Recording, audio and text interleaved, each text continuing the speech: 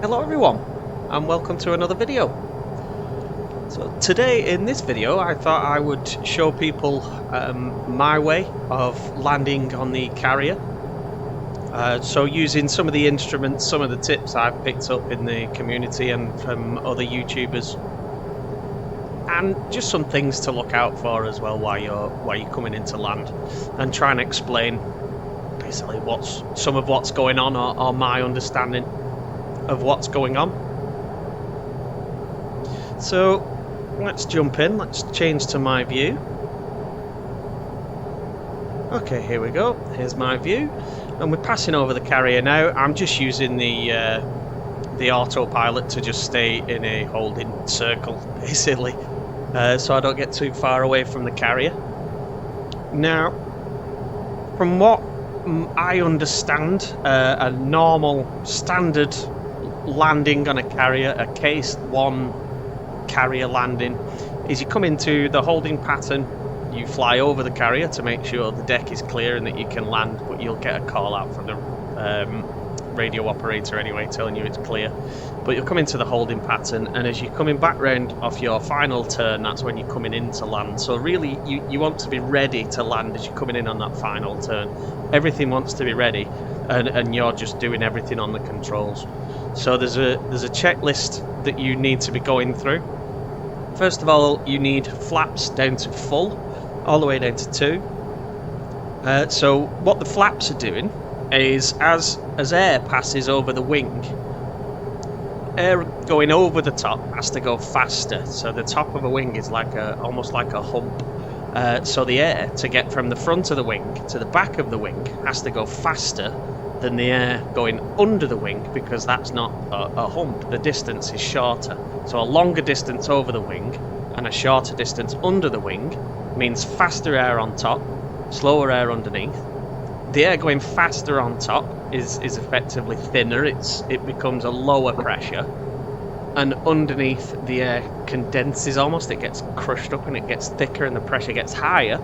So because there's a lower pressure on top and a higher pressure underneath, that makes the plane go up. That's what creates lift. Now when you're going at a certain speed, an aircraft needs to be going at a certain speed in order to do that. So there's got to be enough air travelling over the wings. When you're going very slowly, the flaps, adjusting at the back of the wing, extend the distance over the top and shorten the distance underneath. It's called the chord length, basically. The length between the front leading edge of the wing and the trailing edge of the wing is called the chord length. And adjusting the flaps changes the chord length, and that basically gives you more lift at slower speeds. It causes more drag, so you don't want to fly with flaps down because you'll use more fuel. But while you're coming into land and while you're moving at slow speed, that's why you put flaps down. It gives you more lift and it gives you more leeway really to travel at lower speeds, giving you more time to maneuver. You can also use flaps set to 1, which I believe is combat flaps. I learnt this from Slippery Gypsy. He does some good videos. He's an actual pilot, so he knows a lot more about this than I do. So thanks to him. Do pop over to his channel and take a look. But I believe flaps set to 1 is combat flaps, which is kind of, it will adjust itself. So they're not just set to all the way down like number 2. Number 1, it will adjust itself to what the aircraft needs. So that's your flaps. You have to have flaps down to 2, give you the best control at slower speed, because for a carrier you need to be going at a slow speed. You don't have a massive runway that you can slow down on with air brakes and things like that. You've got to be able to catch those wires and stop. Next, you need your landing gear down before you come in for your final turning. So as I'm looking now, this would be my final turning coming in. That landing gear has got to be down. I don't want to be doing that at the last minute, and the same goes for the landing hook. So we've got straight overweight on this side. We've got 1, 2, 3. Got to switch all 3 of those things on, and then that's most of our preparation done then for landing. With our landing gear down, we will activate the angle of attack indicator, which I will touch on later. And also, really, for carrier landings, you should have the landing light on, which is down here. And the landing light is under the nose wheel of the aircraft, and that helps the landing signals officer, the LSO, person who speaks to you on the radio. That helps them know where you are as you're coming in. So coming in for a landing, you want your nav lights on. So the nav lights is a light on the tip of each wing. So you see at the far end of that wing, right is green. On the far end of that wing, left is red. That's the same on everything for nav. Red is left, right is green. So you can tell which way you're looking at those lights. If you ever look up and you see that red and green light in the sky on an aeroplane, you know if it's coming towards you or going away from you because of which way you're looking at those lights. If it's red on the left, green on the right, it's heading away. If it's red on the right and it's green on the left, it's coming towards you. So again, your nav lights helps the LSO, the landing signals officer, kind of know where you are in the sky and which direction you're headed. And then also finally, having the strobe light on, which is the last of those lights. Again, it's just a bright flashing light to help your LSO pick you out when you're coming in to land. So the nose light, the landing light on the front, helps him make sure you're lined up coming into landing.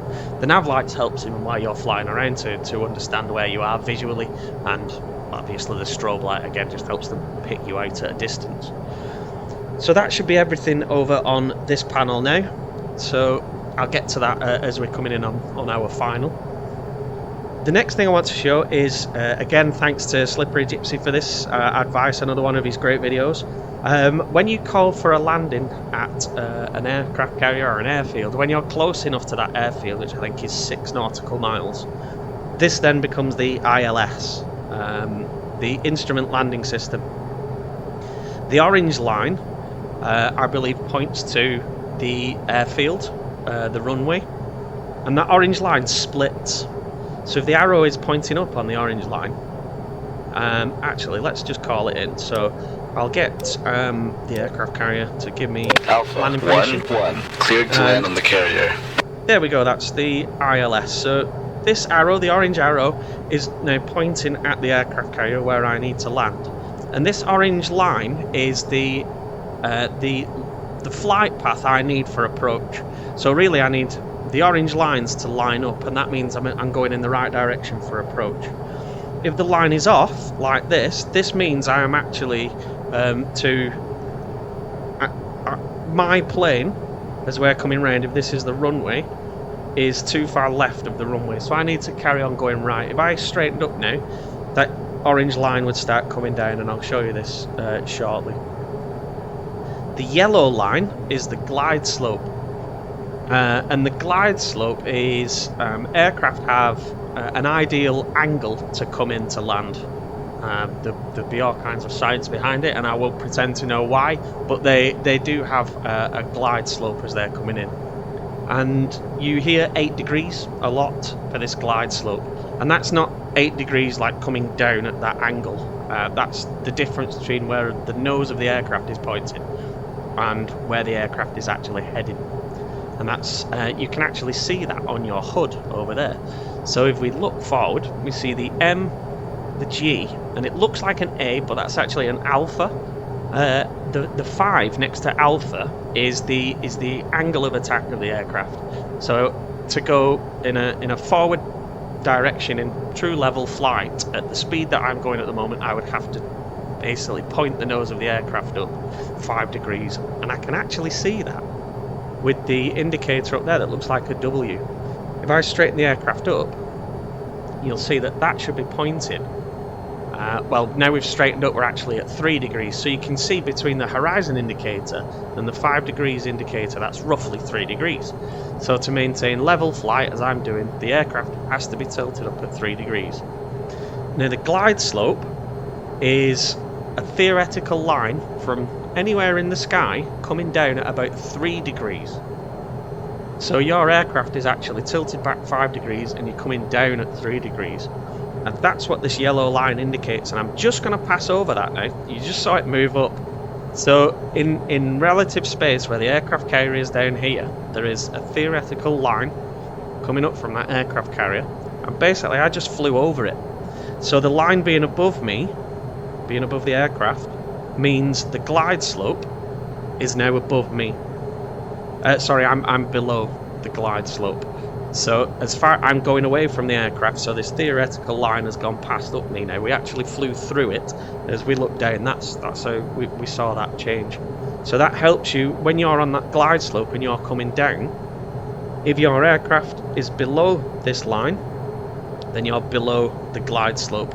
You need to kind of level off and meet the glide slope again. If your aircraft is above the line, or this line has travelled down here, you're above the glide slope and you need to come down either by reducing your speed or dipping the nose of the aircraft down. So we can use the orange line to keep us lined up to the aircraft carrier, and we can use the yellow line to tell us when we should be going down or when we should be levelling off, or maybe even coming up, really, depending how low we get him. The autopilot as well, you see I've got those on. These can really help you setting up when you first started doing these carrier landings. It really did help me. I'm just going to bank over a little because I can see we're 17 nautical miles away from the carrier. I don't want to get too far away. So as I'm saying there, the autopilot can be really useful for getting all this ready as well, because trying to work all these controls and not look where you're going, and you've got your hand on your stick and all of a sudden the aircraft is going all over the place, and the warning system's telling you to pull up, and everything's going on and you're all in a panic, then it's quite hard to land on a little tiny boat in the middle of the ocean. So using things like the speed and altitude, like I'm doing now, I can put the plane over quite a long way and it's going to maintain altitude as long as I've got the speed to do it. If I start to reduce my speed while I'm leaning over, you'll start to see the vector indicator, the circle. It will start to actually drop down underneath the horizon line, and that's because I can't maintain this altitude at that speed. I'm actually doing alright because I'm very low on weight. I'm empty basically, so I can go at that speed, but the autopilot will do that for you, and I can adjust my altitude down here. So if I wanted to come down a bit, if I'm a little bit too high, I can just turn that down and carry on setting things up, and then when I'm all ready for final approach, then I can ignore this, I can turn this off then. So with all those tools, let's see if I can actually land on the aircraft carrier. So again, I'm just going to use the ILS. I'm going to turn these controls off. I'll put burners on so we can turn around at high G. So what I'm going to do here is something called chasing the needle. Let's power that down. And chasing the needle is I'm just going to line my direction indicator, the white arrow, with the tip of the approach needle, and I'm just going to level off. I'll hit altitude to help me keep level, so I'm not having to constantly look up. And what I'm looking for is when this needle starts to move down, I'm going to chase it around. I can keep this white arrow on the tip of that needle.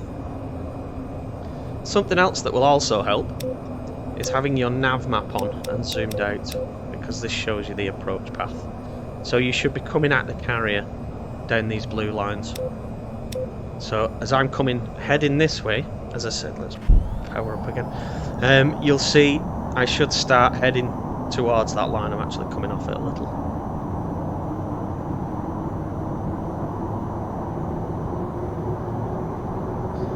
Let's just turn that off. I can also keep an eye on my altitude here. I don't have to keep looking up at the HUD. I've got all the readouts that I need here. How fast I'm going down, vertical speed indicator. I'm going down at -10 degrees, so I know to pull up. I can keep level here. I'm still watching this line. I'm staying almost level purely by watching this indicator. I'm waiting for that orange line to start moving.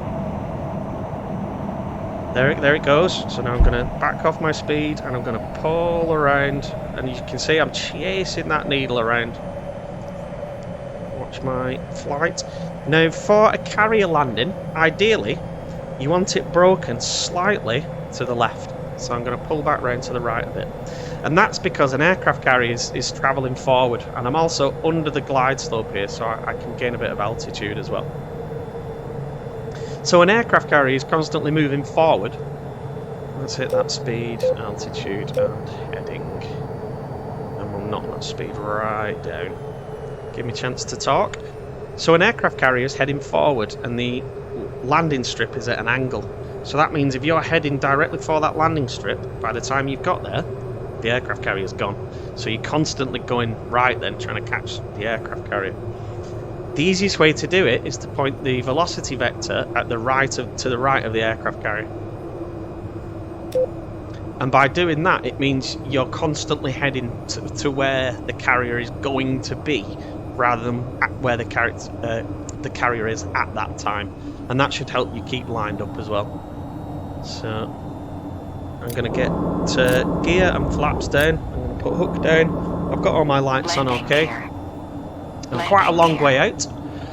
So now I'm going to start slowing down. I'm going to take the altitude off. I'm going to start slowing down and I'm watching to get the alpha at around 8.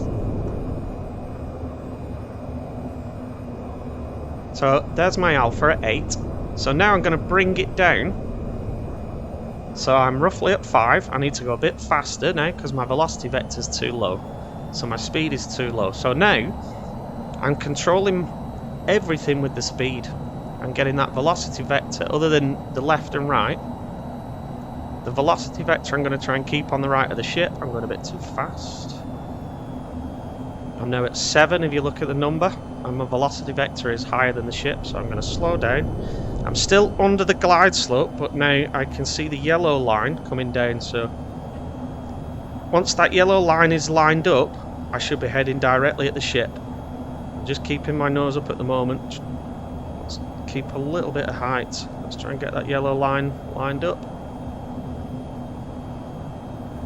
Watching the horizon indicator there, you see the yellow line is coming down. As soon as that line gets close, I'm going to point the velocity vector at the ship and start slowing down again. And again, get that velocity vector off to the right of the ship. I'm aiming for where the ship is going. Now once I get close enough, the LSO, getting a bit below the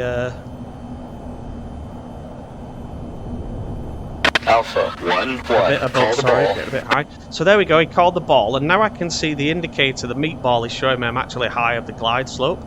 And the LSO will tell me if I'm offline as well, so keeping the indicator on the right of the ship until I get good visual on the runway, and I can start getting lined up. So still keeping it right, slowing down gradually. Right for lineup. Right. So I'm going to brake, I'm going to dip the nose down a little. Now I'm aiming. Right for lineup. I'm aiming for the wires. Right for I want lineup. to land on just Wave on. off, you gotta go around. Just on the wires, about here. 1 wire. Welcome back. Follow the taxi path to your parking area. And just like that. So you want to aim to land on or just before the wires, because as you can see all the way back to the end of the aircraft there, that's where the hook is. It's right at the back of the aircraft.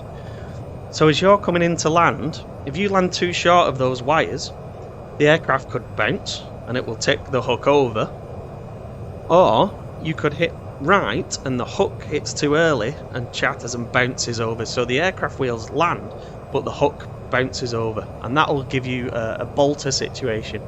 The LSO will call bolter. You just power straight back up, just go around, try again. But by aiming to land on the wires, basically you give the hook the best chance of actually grabbing the wires without the aircraft bouncing over the top of the wires and taking the hook with it. So aim for that hook, keep the the velocity vector aiming off to the right of the ship to keep yourself lined up. Use the indicators that you've got, use the ILS, keep your angle of attack about 8 degrees. Once you've got all these things down and once you get that sweet spot on the carrier, most of this you won't need. You'll be able to just pick it out by eye. But speed, very important. You've got to be going as slow as you possibly can. You've got to keep that glide angle right. You can't hit a carrier hard. Like I say, you will bounce over the wires. So you can't come down hard. You've got to come in gradually and slow. Anyway, I do digress. So that was my very over-explained carrier landings. I hope somebody at least finds that at least slightly useful. If there are any more bits of information that I've missed on carrier landings, and you do know about that, please do tell me. Please do tell me and anybody else who's watching this in the comments. I do really appreciate learning off those who know more than I do. But with that, thanks for watching. I'll see you in the next one. Goodbye.